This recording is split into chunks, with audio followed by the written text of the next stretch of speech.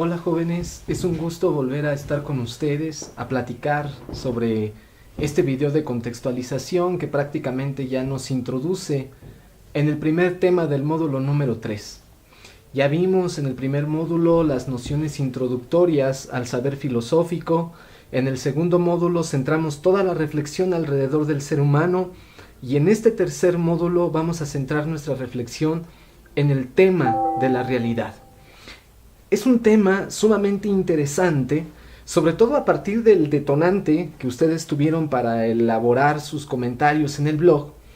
Es interesantísimo porque a veces tenemos nosotros la noción de realidad desde una perspectiva únicamente física, es decir, real es el lugar donde ahorita me encuentro, esta oficina, porque la puedo palpar por los sentidos, porque puedo tener una experiencia empírica de ella, o sea, no puedo negar que no exista, es real porque estoy precisamente en ella. Pero jóvenes, no toda la realidad o la comprensión de la realidad es de manera empírica, de manera física. Ana Paula Luna, del campus Santa Catarina, nos regala esta perspectiva. O sea, la realidad, dice ella, es física, se percibe por los sentidos, pero no es la única, Ana Paula. O sea, nosotros estamos inmersos dentro de una realidad, como dice, por ejemplo, Arturo Rivera del campus Hidalgo. Estamos dentro de una realidad económica, dentro de una realidad política, dentro de una realidad social, dentro de una realidad religiosa, dentro de una realidad cultural, etcétera. Es decir, la realidad, jóvenes, se va construyendo a partir de una serie de símbolos culturales, a partir de ideas, se va construyendo a partir de algunos, vamos a llamarlo así, unos imaginarios donde prácticamente nos dicen qué es lo real y qué no es lo real. Es decir, la realidad humana es única, es decir, hay un ámbito económico, social, político, religioso, etcétera, pero lo que es diferente es cómo el ser humano, como tú y yo, comprendemos esta realidad. Es decir, lo que los alemanes llaman, y que escribí en el texto, la famosa Weltanschauung. La Weltanschauung no es otra cosa más que la visión de mundo que nosotros tenemos. Es decir, nosotros tenemos una comprensión de mundo específica que responde al contexto sociocultural donde hemos vivido. Por ejemplo, cuando tú y yo llegamos al mundo, cuando por primera vez estamos en el mundo, prácticamente este mundo, esta realidad, ya ha sido interpretada, ya ha sido dada, los valores ya están diseñados, la manera de comprender el mundo también ya está establecida. Entonces, si nosotros nos ceñimos a esta idea donde la realidad ya está construida, esto significa que entonces prácticamente somos imitadores y repetidores de una realidad que ya ha sido diseñada. Pero tiene que llegar el momento en que la tenemos que asumir de manera filosófica, es decir, de manera crítica. Y tratar de comprender y tratar de, vamos a llamarlo así, de desocultar, tratar de desvelar aquello que no nos permite ver la realidad como es en sí.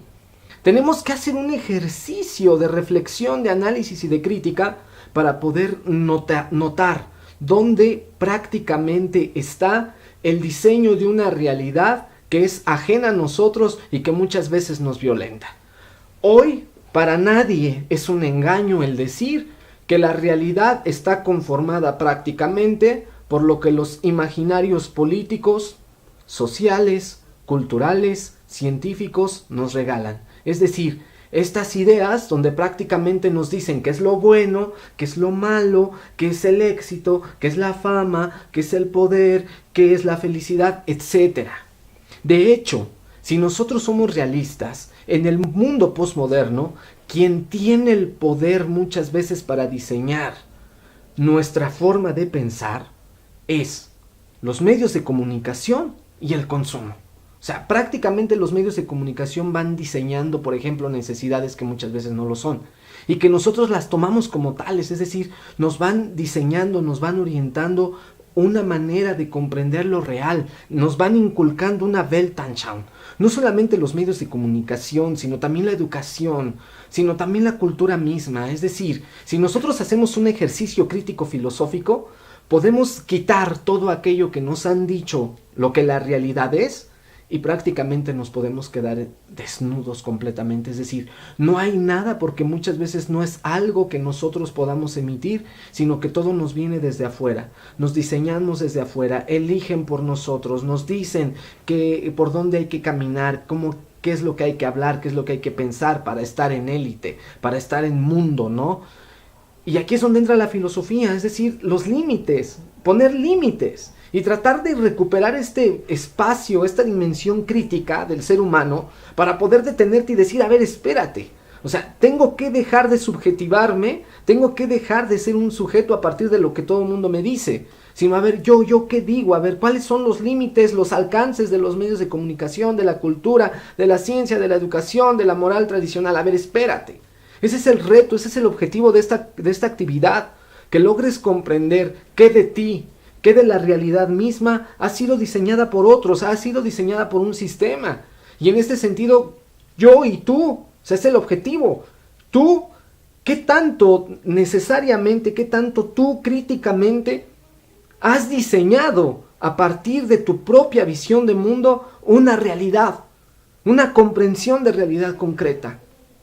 Ese es el objetivo del curso. O sea, lograr hacer primero el reconocimiento de que hay una realidad ya hecha, ya dada, ya estructurada, ya impuesta, si tú quieres, y qué papel juego yo como ser humano. O sea, si soy capaz de analizarla, de criticarla, de ponerle límites y poder reconstruir una noción de realidad a partir de mis referentes críticos.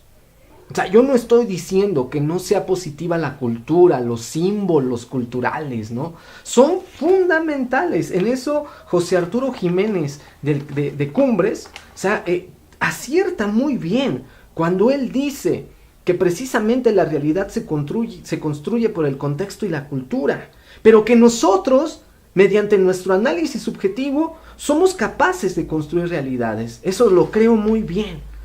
Ángeles Marcial Igual de Puebla nos dice precisamente que los factores que intervienen para construir la realidad son los más media y la educación. Pero también hay símbolos culturales que nos permiten entender mejor nuestra cultura mexicana, por ejemplo. Los símbolos unen, los símbolos hacen comunidad. Estos símbolos culturales, o sea, son nuestros referentes reales. O sea, todos tenemos un referente real. La cultura mexicana, estos son referentes reales. Pero la visión, la percepción de esos símbolos cambia de acuerdo al contexto en el cual nos estamos viviendo. Entonces aquí, ¿qué papel juego yo como sujeto para enriquecer este imaginario cultural que nos han establecido? No se trata solamente de imitar y copiar la realidad que nos han mostrado, sino yo cómo enriquezco y yo cómo pongo límites a esos imaginarios socioculturales que nos estorban en la manera de comprender al ser humano. Un estorbo es, por ejemplo, el estereotipo femenino, donde prácticamente el estereotipo femenino queda reducido a ciertas medidas corporales, cuando la mujer es algo más. La mujer tiene una belleza por ser mujer misma, que emerge de una fuerza interna espiritual. O sea, la mujer no es este cuerpo únicamente, pero nos han hecho pensar eso, y eso ha provocado graves consecuencias en problemas de salud pública como la anorexia y la bulimia, y en el caso del hombre, en la vigorexia, ¿no? Y ustedes, en la actividad, pues es donde van a estar reflexionando mucho eso. Por eso he tomado bastante tiempo para estar reflexionando en torno a la realidad y cómo poder deconstruir, criticar y volver a reconstruir con nuestra capacidad crítica una realidad que esté a la altura de lo que nosotros somos. Pero también en la primera parte analizan tres Weltanschauung, tres visiones diferentes de cómo construir una realidad: el mito, la filosofía y la ciencia. El mito es una narración de símbolos, de analogías, de metáforas. No intenten analizar un mito desde la ciencia, porque vamos a cometer errores terribles. El mito no es ciencia, el mito son narraciones, son metáforas, son símbolos, que su lenguaje literal nos remite a un sentido más rico, a un significado. Yo ahí pongo el ejemplo del caso del Génesis, cuando se habla de la creación humana, de que el hombre es creado con tierra por barro, o sea, no nos estamos refiriendo a lo literal, al barro tal cual, o sea, eso no es comprensible, hasta cierto punto es absurdo. Ahí lo que se ve, lo que quiere retratar ese mito es la condición humana. El hombre es finito, tú y yo somos finitos, somos limitados, tarde que temprano vamos a morir, no somos perfectos.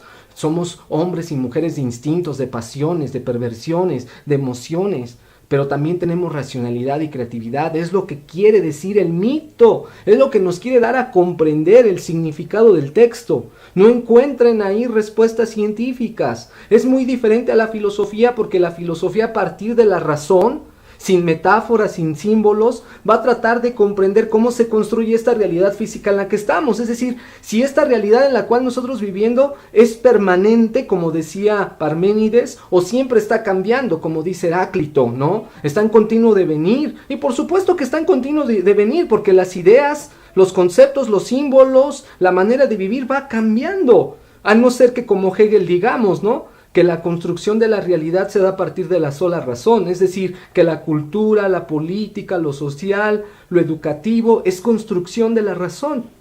Yo creo que no, o sea, yo no creo que todo lo racional es real y lo real es racional. O sea, nosotros construimos la realidad desde los sentimientos, afectos, emociones, racionalidad, lógica, o sea, un conjunto integral de lo que nosotros somos. A partir de eso construimos la realidad, pero esa es la visión filosófica.